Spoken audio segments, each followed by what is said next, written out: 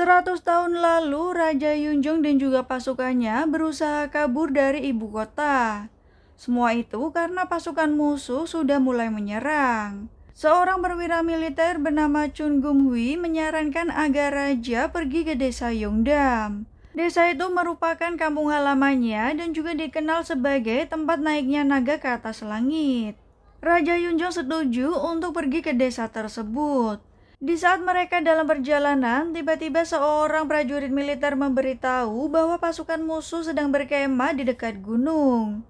Raja pun memerintahkan agar mengibarkan bendera seremonial seakan-akan dia sudah sampai di desa Yongdam. Chun Gum-hui memohon agar dia bisa melakukan evakuasi terlebih dahulu untuk orang-orang desa, karena keluarganya pun masih berada di desa tersebut.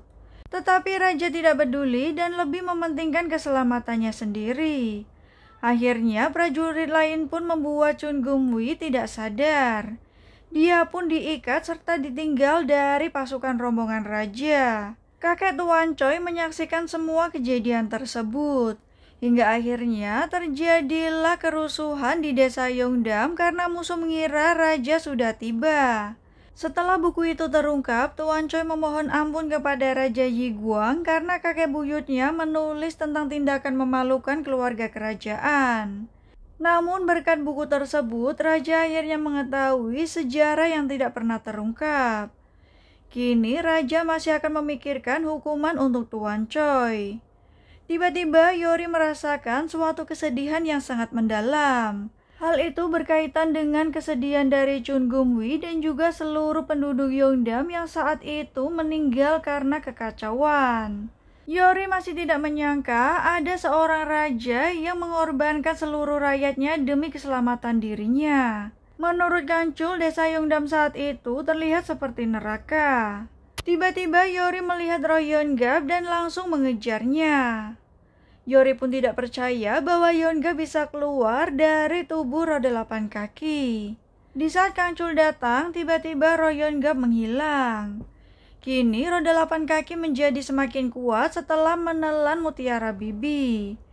Mereka tidak menyangka bahwa Yeongga dibebaskan. Di lain sisi, saat Pangeran Yiguang sedang tertidur, Biksu Gasop juga datang ke istana. Nah, tiba-tiba lonceng di kamar Pangeran Yiguang pun berbunyi. Itu menandakan roda 8 kaki masuk ke kamarnya. Pangeran Yiguang langsung mengeluarkan batu penangkal yang diberikan Yori. Tentu saja roda 8 kaki tidak bisa menyentuhnya. Biksu Gaso pun langsung menenangkan Pangeran Yiguang dan juga memeluknya. Keesokan harinya, Yori berusaha untuk memanggil Roh Yeongga lagi. Tak lama Kangcul datang dan memanggil Yori. Dia pun meminta Yori untuk ikut dengannya karena Inson ingin bertemu. Ternyata Yeongga melihat mereka dari kejauhan. Inson berterima kasih karena Kangcul menyelamatkannya lagi kali ini. Tetapi Kangcul mengatakan bahwa Yori lah yang menyelamatkannya. Inson pun semakin penasaran tentang hubungan mereka berdua. Yori langsung menunjukkan cincin yang diberikan Kangcul. Hal itu menandakan bahwa mereka mempunyai hubungan spesial. Mata Kangcul tiba-tiba terfokus pada pohon yang dia berikan kepada Inson. Di sisi lain, Raja mendapat sebuah surat yang menyatakan bahwa Kim Bong-in sempat kabur namun dia ditemukan meninggal. Hal itu tentu saja membuat Raja sangat kaget.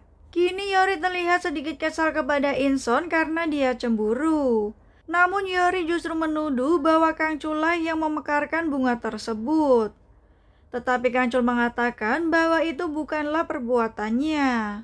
Menurut Biksu Gaso, pohon yang dia berikan merupakan bunga caragana. Bunga itu bisa membantu Kangcul melawan roda 8 kaki.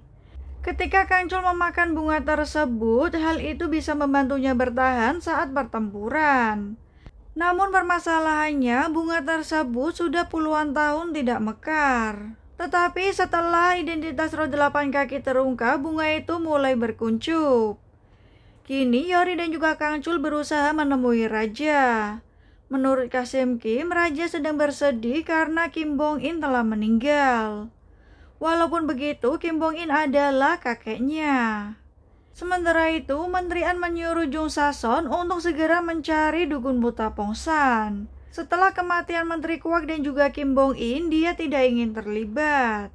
Di lain sisi, Raja pun akan berpamitan untuk kembali ke istana. Raja masih akan memikirkan hukuman yang akan diterima Tuan Choi karena membunuh broker buku. Namun Raja tidak akan menghukum Tuan Choi karena buku Kronik Guangnam. Berkat buku tersebut, Raja akhirnya menemukan identitas dari roda 8 kaki serta sejarah yang tidak pernah terungkap. Tuan Choi pun menyesal karena melakukan semua itu. Yori meminta izin untuk melakukan ritual dan mengirim roh kaki satu kembali ke akhirat. Akhirnya, Yori pun mengeluarkan roh tersebut yang sempat dia segel. Selanjutnya, Yori mulai melakukan ritualnya dan memanggil roh tersebut. Roh kaki satu masih belum bisa memaafkan Tuan Choi karena semua yang telah dia lakukan. Yori pun akhirnya mengizinkan dia untuk merasuki tubuhnya dan berbicara sendiri. Tak lama dia pun langsung merasuki Yori serta meluapkan semua emosinya kepada Tuan Choi. Nah, dia masih belum bisa meninggalkan Tuan Choi karena sudah menghancurkan hidupnya. Dengan penuh penyesalan dan juga rasa bersalah, Tuan Choi meminta maaf dan juga memohon ampun. Dia tidak sengaja untuk membunuhnya dan akan menanggung seluruh keluarga yang ditinggalkan. Hal itu membuat roh kaki satu akhirnya tersentuh. Saat Tuan Choi melihat kembali ke arahnya, roh kaki satu sudah menjadi roh yang tidak pendendam. Hal itu pun membuat dia semakin lega. Di lain sisi, Menteri An tidak sengaja melihat dukun buta Pongsan. Dia pun langsung mengejarnya. Pongsan terlihat sangat tenang. Di saat Menteri An datang, Pongsan langsung memberikan penghormatannya. Dia juga menyebut Menteri An akan menjadi Perdana Menteri. Selain itu, Pongsan juga mengungkap bahwa kematian dari Tuan Kwak akibat Yeonggab yang dirasuki oleh Imogi. Dia pun menawarkan diri untuk melindungi Tuan An hingga dia menjadi Perdana Menteri. Itulah sebabnya kini dia muncul di hadapannya dan tidak berlari. Kemudian Yori dan Kang Chul akhirnya pulang. Yeonggam sangat senang karena mereka berdua pulang dengan selamat. Yeonggam merasa bahwa ibunya dan juga Yori telah direbut oleh Kang Chul. Dia merasa kesedihan yang mendalam. Di lain sisi, Raja juga akhirnya kembali ke istana. Bisu Gasop juga memberitahu bahwa Pangeran Yiguang berusaha diserang oleh roda 8 kaki. Dan dia menjadi semakin kuat.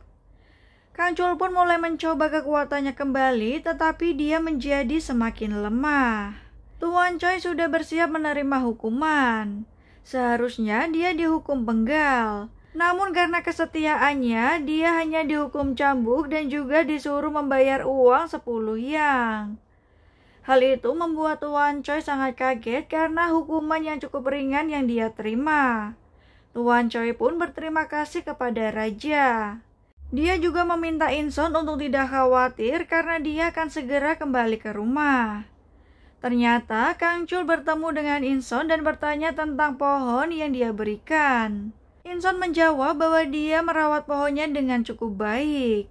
Kang Chul kemudian meminta Inson untuk memberitahunya jika bunga di pohon itu sudah mekar. Kini Raja berencana untuk melakukan ritual dan memanggil roh 8 kaki atau Chun Gun Wi untuk memohon ampun kepadanya. Hal itu karena sebelumnya Raja melihat Tuan Choi yang memohon ampun kepada roh kaki satu. Raja Yiguang akan meminta maaf atas semua perbuatan yang dilakukan oleh leluhurnya. Namun karena Yori masih belum berpengalaman, dia akan mengajak Bisu Gasop, serta melarang Kang Chul untuk ikut terlibat dalam ritual tersebut. Hal itu tentu saja mengagetkan semuanya. Pengawal Kim meminta agar Kang Chul tetap ikut demi keselamatan Raja. Begitu pula dengan Kang Chul yang dia bersikeras untuk ikut terlibat. Nah, kini mereka mempunyai waktu 10 hari sebelum mengadakan ritual. Yori yakin bahwa dia tidak akan gagal kali ini karena sudah menemukan identitas dari roda 8 kaki. Serta meminta Kang Chul untuk tidak berusaha terlalu keras. Tak lama, Dayang Ibu Suri datang dan meminta Yori untuk ikut dengannya. Ternyata Ibu Suri bertanya tentang identitas roh 8 kaki, tetapi Yori tidak bisa memberitahunya. Saat Ibu Suri bertanya tentang Yong-in, Yori memberitahu bahwa rohnya ditelan oleh roh 8 kaki. Tentu saja Ibu Suri sangat menyesal.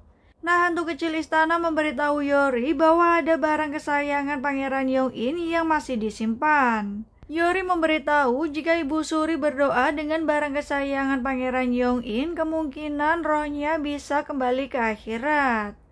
Ternyata barang kesayangan dari Pangeran Yong-in adalah sebuah kain yang dirajut sendiri oleh Ibu Suri. Namun ternyata perintah Yori itu semuanya bohong. Dia melakukannya demi menenangkan Ibu Suri. Hantu kecil juga merasakan hal yang sama karena dia sangat merindukan ibunya.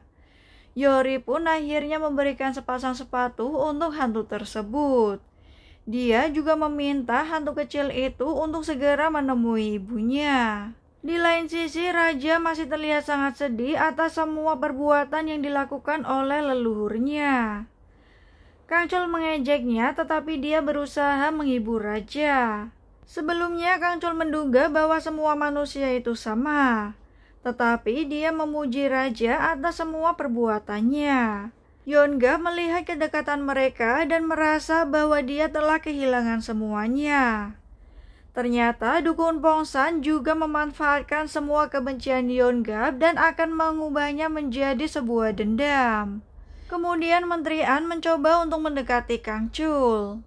Kangcul merasa bahwa Menteri An tahu kalau dia dekat dengan Raja dan meminta Raja untuk mempromosikannya sebagai Perdana Menteri. Kangcul juga mengejek bahwa Menteri An adalah kacung dari Menteri Quark. Hal itu membuatnya marah, tetapi akhirnya Kangcul tersadar bahwa dia sedang dijebak. Di balik pintu, Kangcul melihat ada dupa yang sedang dibakar. Hal itu membuatnya sesak dan juga tidak berdaya. Tiba-tiba sebuah roh masuk ke dalam tubuhnya. Yori sangat khawatir karena Kangcul belum juga pulang. Tiba-tiba seseorang membawa Kangcul pulang dengan keadaan tidak sadar. Terlihat sesuatu masuk ke dalam kupingnya. Semua itu perbuatan dari Pongsan. Nah, keesokan harinya Kangcul terbangun dan ternyata dia adalah Yongab yang kembali ke tubuhnya. Tentu saja hal itu membuat Yori sangat kaget dan juga tidak percaya. Saat Yonggam terbangun, Yongab pun kembali memanggil ibunya. Hal itu membuat Yonggam akhirnya tersadar bahwa Yongab yang dulu telah kembali. Yori pun masih terlihat bingung.